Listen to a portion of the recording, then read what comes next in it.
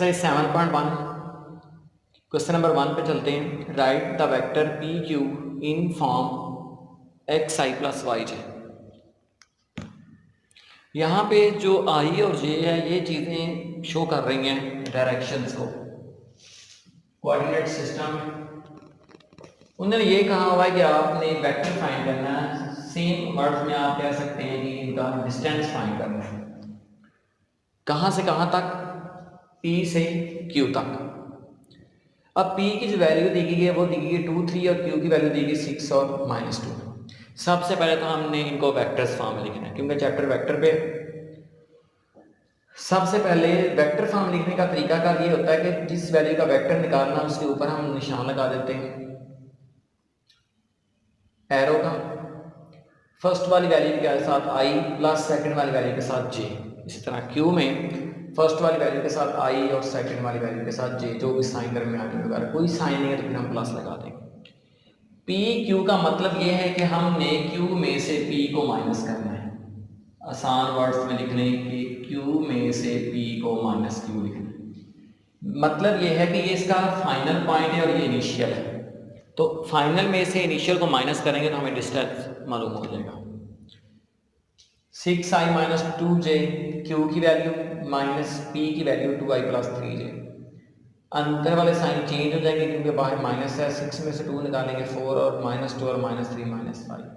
I वाली value I वाली में प्लस माइनस और J वाली में प्लस माइनस हो जाएगी। इसी तरह इसका पार्ट नंबर 2 है, सेम है। इसमें P और Q की वैल्यू दी गई है बट डिफरेंट दी गई है।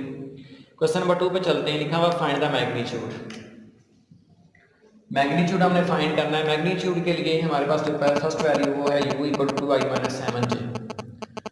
मैग्नीट्यूड जिस भी वैल्यू का फाइंड करना हो सबसे पहले तो हम ये करते हैं कि उसके साइड्स पे ये लाइन स्ट्रेट कर देते हैं। उसके बाद फर्स्ट वाली वैल्यू का स्केयर i खत्म कर देते हैं प्लस सेकंड वाली वैल्यू का स्केयर और j भी खत्म कर देते हैं। फर्स्ट वाली वैल्यू 2 है बल्कि 2i है तो i खत्म कर देंगे तो 2 का स्केयर प्लस -7 का स्केयर, 7 का स्केयर 49, नेगेटिव साइन पॉजिटिव हो जाएगा क्योंकि ऊपर स्केयर है। 2 का स्केयर 4 प्लस 49 हमारे पास क्या हो जाएगा 53। ये हमारे पास मैग्नीट्यूड है। पार्ट नंबर 2 इसका सेम है। पार्ट नंबर 3 पे चलते हैं। पार्ट नंबर 3 में सबसे पहले हम इसको वेक्टर फॉर्म में लिखेंगे जिस तरह हमने क्वेश्चन नंबर 1 में लिखा था। u इक्वल टू 3 एंड -4 दिया गया, तो सबसे पहले हम इसको वेक्टर फॉर्म में लिखेंगे 3i माइनस 4j। उसके बाद इसका मैग्नीट्यूड सेम पार्ट नंबर 1 की तरह लाइन स्ट्रेट की, फर्स्ट वाली वैल्यू का स्केयर प्लस सेकंड वाली वैल्यू का स्केयर और i और j वहां से एलिमिनेट कर देंगे। 3 का स्केयर 9, 4 का स्केयर 16, 16 प्लस 9 25, 25 का कंप्लीट अंडर रूट क्या होता है 5। यही आपका फाइनल आंसर। क्वेश्चन नंबर 3 पे चलते हैं जो कि आपके पास ये है कि इसमें u, v और w कुछ वैल्यूज़ गिवन है। जैसे u की वैल्यू 2i माइनस 7j है, v की वैल्यू i माइनस 6j है और w की वैल्यू -i प्लस j है। तो जो सबसे पहला पार्ट है उसमें ये लिखा हुआ है कि u और v को प्लस करके उसमें w वाली वैल्यू को माइनस कर देना है। u की वैल्यू हमारे पास 2i दी गई है -7j। इसी तरह v की वैल्यू i माइनस 6j और w की वैल्यू -i प्लस j दी गई है। ये u की वैल्यू है प्लस v की वैल्यू है माइनस w की वैल्यू है।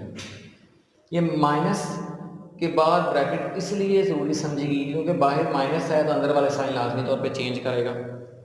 अब हम i वाली वैल्यू इकट्ठी कर लेते हैं जो कि है 2i और i 4i हो जाएगा, -7 -6 और -1j -14j हो जाएगा। पार्ट नंबर 2 सेम है। इसमें ये करना होगा कि u वाली वैल्यू को 2 से मल्टीप्लाई करेंगे, v वाली को 3 से मल्टीप्लाई कर देंगे और 4 वाली वैल्यू को w वाली वैल्यू को 4 से मल्टीप्लाई करने के बाद सेम उसी तरह इनको प्लस और माइनस कर देंगे। पार्ट नंबर 3 की तरफ चलते हैं।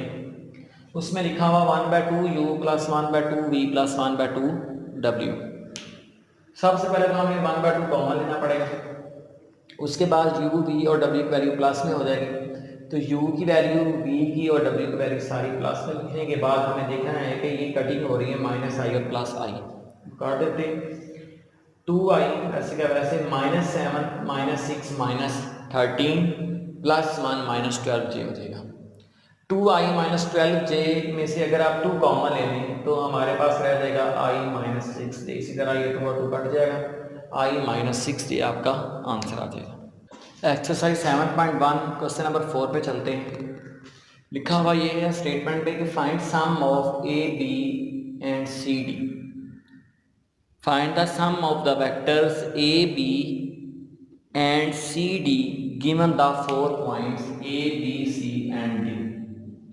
इनको वेक्टर फॉर्म में हमारे पास ये लिखा जा सकता है i - j 2i + 0j -i + 3j और d जो है वो हमारे पास आ जाएगा -2i + 2j।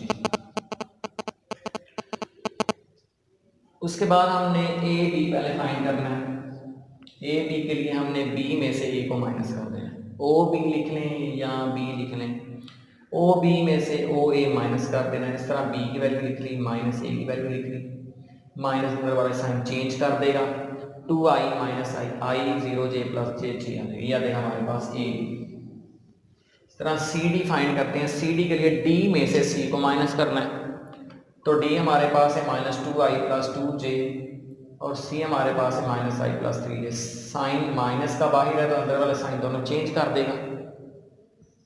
ये वाली वैल्यू हमारे पास -2i + 2j + i - 3j।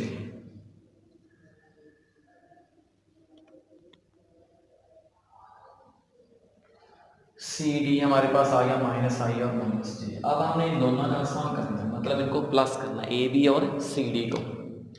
A B की वैल्यू हमारे पास थी i + j और सी डी की वैल्यू थी -i - j। i प्लस वाला माइनस वाला काट के j प्लस और माइनस काट के सो आंसर बन गया 0i + 0j। ये सम हमें मिल गया ए बी और सी डी का। एक्सरसाइज 7.1 क्वेश्चन नंबर 5 की बात करते हैं। क्वेश्चन नंबर 5 में हमारे पास लिखा ये हुआ कि find the vector from point A to origin. A to origin में ए को फाइंड करना है। If A B is 4i - 2j and b is the point, और b पॉइंट दिया गया है -2 और 5। उन्होंने ये कहा हुआ है कि आपने ए ओ फाइंड करना है। ए बी की वैल्यू दी गई है और b की वैल्यू दी गई है।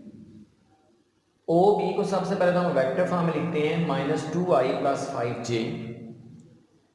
अब ए बी का मतलब ये है कि हमने b में से a को माइनस करना है, फाइनल में से इनिशियल को माइनस करना है। तो b की वैल्यू है -2i + 5j -oa, उसकी वैल्यू हमें नहीं दी गई, उसको वैसे का वैसे। इसी तरह ए बी की वैल्यू में हमें दी गई थी, वो भी रख दें। ये दोनों साइन करा के चेंज हो जाएंगे, 4 + 2 6 और -2 और -5 -7। अब अगर आप देखें तो हमारे पास यहाँ पे ओ ए है, लेकिन हमने फाइंड क्या करना है, ए ओ फाइंड करना है। जब आप इसकी डायरेक्शन चेंज करेंगे ना तो ए की जगह पे ओ और ओ की जगह पे ए लाएंगे तो साथ नेगेटिव साइन आ जाएगा। ये नेगेटिव और नेगेटिव मिलके पॉजिटिव हो जाएंगे। सो ए ओ जो हमें क्वेश्चन में गिवन था 6i - 7j मिल गया। क्वेश्चन नंबर 6 की बात करते हैं। Find a unit vector v दिया गया 2i - j। 2i - j में सबसे पहले यूनिट वेक्टर का फार्मूला देखते हैं। फार्मूला हमारे पास होता है वेक्टर बाय वेक्टर का मैग्नीट्यूड। वेक्टर हमारे पास गिवन है 2i - j, इसका मैग्नीट्यूड सबसे पहले फाइंड करते हैं। मैग्नीट्यूड का सेम फार्मूला जो हम पिछले क्वेश्चन में डिस्कस कर चुके हैं, फर्स्ट वैल्यू का स्क्वायर प्लस सेकंड वैल्यू का स्क्वायर। 4 + 1 5 का अंडर रूट आ जाएगा। अब हमने ऊपर वेक्टर रखना है, मतलब ये 2i - j और नीचे इसके मैग्नीट्यूड पे इसको डिवाइड कर देना है। ये हमारा यूनिट वेक्टर निकल आएगा। Exercise 7.1 question number 6 part number 2 and 3। Part number 2 और 3 सेम है। पार्ट नंबर 3 में ज़रा नेगेटिव साइंस दोनों में, तो ये मैं कर देता हूँ। पार्ट नंबर 2 भी सेम है, वो आप ट्राई कीजिएगा। पार्ट नंबर 3 की बात करते हैं। इसमें हमारे पास गिवन वेक्टर जो है वो है -3/2, 3 के ऊपर under root bye 2 i - 1/2j। इसका यूनिट वेक्टर निकालना है। तो सबसे पहले तो हम यूनिट वेक्टर का फार्मूला देखेंगे जो था वेक्टर बाय वेक्टर का मैग्नीट्यूड।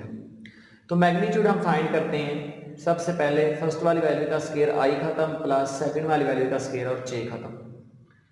3 का स्केयर एंड स्केयर कट जाएगा, माइनस पॉजिटिव हो जाएगा क्योंकि स्केयर है, 2 का स्केयर 4 और 1/4 आ जाएगा। इन दोनों का एलसीएम लेंगे, 4/4 कट के 1 और 1 का रूट 1 होता है। इसका मतलब ये हमारे पास मैग्नीट्यूड इसका क्या मिल गया, 1। अब फार्मूले में अगर आप यहाँ पे 1 रखें और ऊपर ये वेक्टर ही लिखें, 1 पे डिवाइड करेंगे कोई फर्क नहीं पड़ेगा, हमारे पास यही वेक्टर दोबारा फिर बन जाएगा। सो यूनिट वेक्टर हमारे पास इसका यही सेम ही आएगा। इस तरह पार्ट नंबर 2 सेम है, जिसका यूनिट वेक्टर फाइंड करेंगे मैग्नीट्यूड उसका भी 1 ही आएगा, जस्ट यहाँ पे पॉजिटिव साइड का डिफरेंस है और कुछ भी नहीं हो, सेम वैसे का वैसे।